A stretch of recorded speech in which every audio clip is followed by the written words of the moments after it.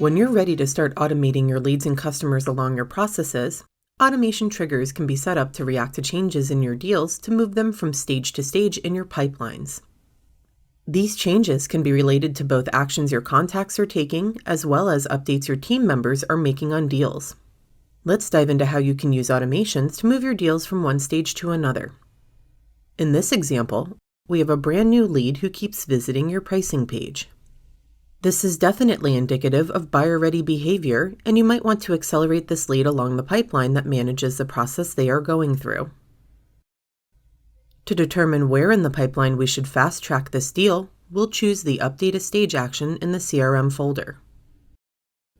Being a brand new lead, this person's deal has been sitting in the new trial lead stage, but since they have demonstrated a certain level of buyer readiness by continually visiting the pricing page, let's move this deal directly to the discovery needed stage where a salesperson can reach out to them.